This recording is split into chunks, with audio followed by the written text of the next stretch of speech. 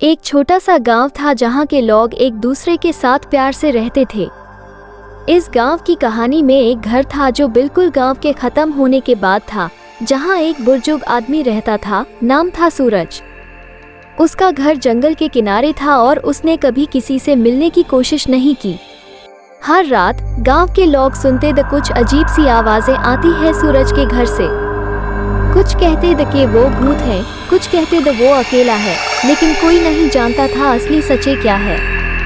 एक दिन एक बहुत ही साधारण लड़का रोहन गांव के लोगों के साथ जंगल की सैर कर रहा था।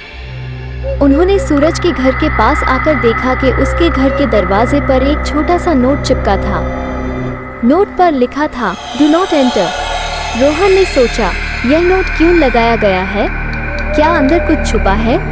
उसने अंदर जाने का फैसला किया। उसने दरवाजा खोल दिया और अंदर चला गया।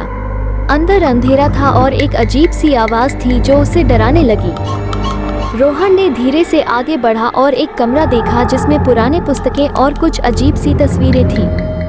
तभी उसने सुना एक और आवाज, रोहन यहाँ क्यों न आए हो? वो पलट कर देखा, लेकिन कोई नहीं था। आवाज फिर आई, तुम्हें यहाँ नहीं आना चाहिए था। रोहन डर गया और जल्दी से वापस भागा। उसने देखा कि गांव की रात के अंधेरों में कुछ साए उसके पीछे थे, लेकिन जब वो मुड़कर देखता, साए गायब हो जाते थे।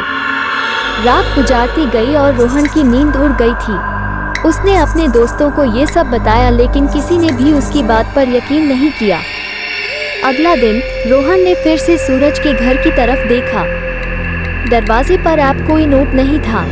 धीरे धीरे गांव में कुछ अजीब होने लगा।